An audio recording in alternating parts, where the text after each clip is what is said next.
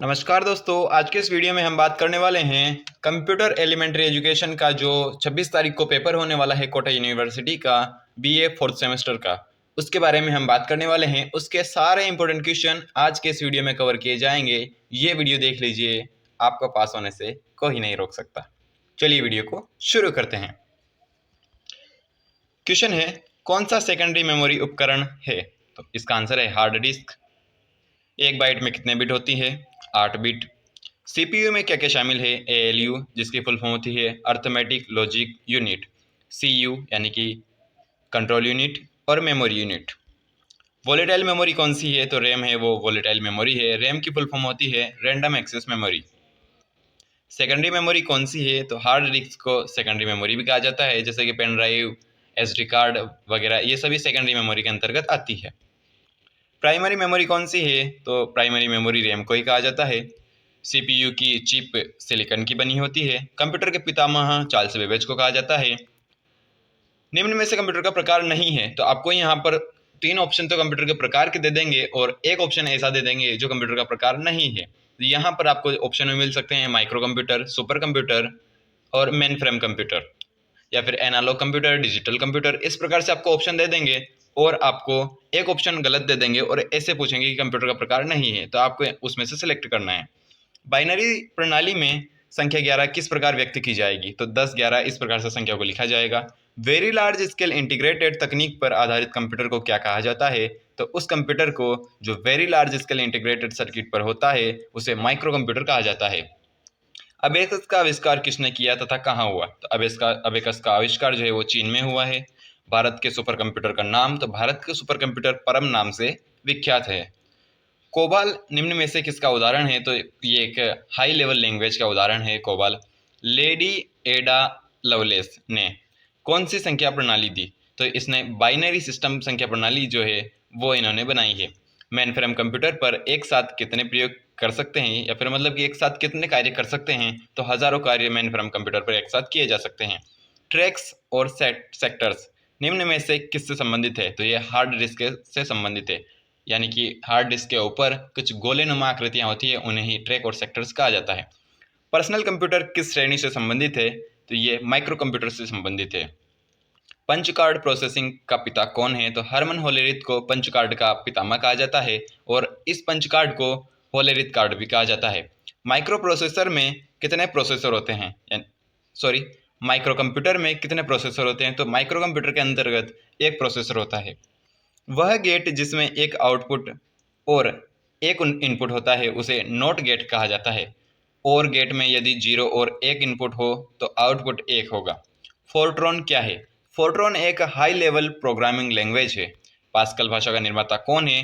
तो Nicholas worth, इनको pascal का निर्माता कहा जाता है। ओओपी विधि से प्रोग्रामिंग करने वाली भाषा कौन सी है? तो C plus plus. Boolean algebra में ए प्लस ए का मान ए ही होगा। बुलियन ऑपरेटर क्या है? तो एंड और नॉट, ये तीनों गेट के प्रकार हैं, तो इनको बुलियन ऑपरेटर भी कहा जाता है।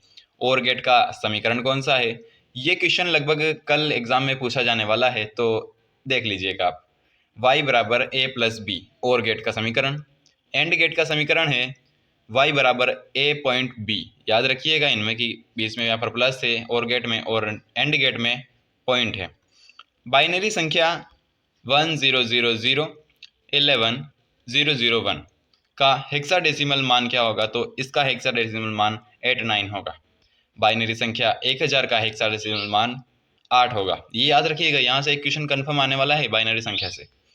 हेक्साडेसिमल संख्या प्रणाली का अक्षर कौन सा नहीं है? तो यहाँ पर जो हेक्साडेसिमल संख्या प्रणाली होती है उसमें ए से लगाकर एफ तक अक्षर होते हैं, लेकिन उसमें जी नहीं होता है, याद रखिएगा। संख्या 8 का ABCD कोड कौन सा है? तो 1000 संख्या 8 का ABCD कोड कहा जाता है। असेंबली लैंग्वेज किस पीढ़ी की देन है? असेंबली भाषा जो है वो सेकंड जनरेशन में आ चुकी थी। फोर्ट्रॉन का पूरा नाम क्या है? तो इसका फोर्ट्रॉन का पूरा नाम है फॉर्मूला ट्रांसलेशन। C++ भाषा किस पीढ़ी की भाषा है? जो C++ भाषा है वो थर्ड जनरेशन यानी कि कंप्यूटर की तीसरी पीढ़ी में आ गई थी। प्रथम जनरेशन में प्रयुक्त भाषा कौन सी है? जो कि मशीन लैंग्वेज है वो प्रथम जनरेशन में आ चुकी थी। सी भाषा के जनक कौन है? तो डेनिस रिटेची। इनको सी भाषा का जनक कहा जाता है। बाइनरी सिस्टम में डिजिटल्स यानी कि डिजिट्स, कितने डिजिट्स किस प्रकार से होते हैं, तो 0 और 1 इसमें डिजिट्स होते हैं। हेक्साडेसिमल नंबर सिस्टम का आधार क्या है, इसका आधार 16 को माना जाता है। संख्या 8 का ASCII कोड कौन सा है, तो 56 इसको माना जाता है। पेन का पूरा नाम क्या है, तो यहाँ पर 2 पेन की फुल फॉर्म बताऊंगा मैं आपको। एक पेन तो होता है कि PAN जो होता है, एक तो होता है पर्सनल एरिया नेटवर्क जो ऑप्शन नंबर ए है, और इसका सही आंसर अभी तो है प्राइवेट इलेक्ट्रॉनिक नेटवर्क। लेकिन आपको एग्जाम में पूछा जा सकता है कि पेन यानी कि PAN, तो एक जो पैन कार्ड अपने बनता है उसकी फुल फॉर्म होती है परमानेंट अकाउंट नंबर, तो आपको वो भी याद रखना है और ये वाला पेन भी याद रखना है। लेन इसका फुल फॉर्म होता है लोकल एरिया नेटवर्क। वेन इसका फुल फॉर्म होता है वाइड एरिया नेटवर्क। और मेन इसका फुल फॉर्म होता है मेट्रोपॉलिटन एरिया नेटवर्क। नोट्रॉन एंटीवायरस क्या है, तो ये एक प्रकार का एंटीवायरस सॉफ्टवेयर इसको माना जाता है। निम्न में से कौन सा संचालक निकाय यानी कि इनपुट डिवाइस नहीं है, तो मॉनिटर जो है वो इनपुट डिवाइस नहीं है।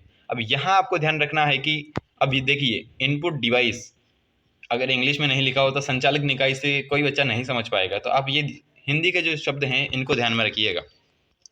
यूनिक्स में कमांड से पहले प्रयुक्त चिन्ह कौन सा है, तो यहाँ पर देखिए कि ये जो डॉलर वाला चिन्ह बना होता है इसको प्रयुक्त चिन्ह यूनिक्स के अंदर माना जाता है।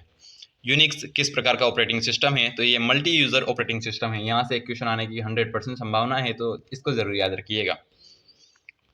डोस का पूरा नाम क्या है, तो डिस्क ऑपरेटिंग सिस्टम डोस का पूरा नाम है।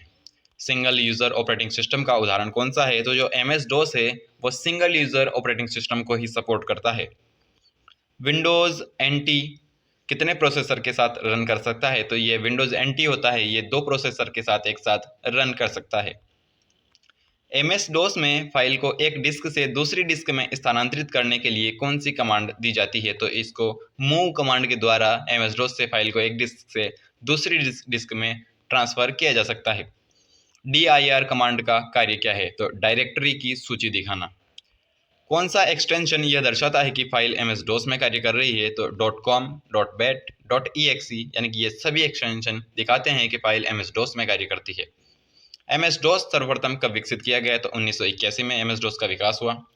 डेट कमांड किस फॉर्मेट में दिनांक दर्शाता है, तो ये आप ज़रूर याद रखिएगा कि लास्ट टाइम ये क्वेश्चन ज़रूर आया था, तो इसको ध्यान में रखिएगा कि पहले तो महीने लिखे जाते हैं, फिर दिन लिखे जाते हैं और फिर साल को लिखा जाता है। विंडोज़ में डिलीट की गई फाइलें कहाँ जाती है, तो रिसाइकल बिन में जाती है। सबसे पहला ऑपरेटिंग सिस्टम कौन सा था, तो यूनिक्स ये सबसे पहला ऑपरेटिंग सिस्टम था।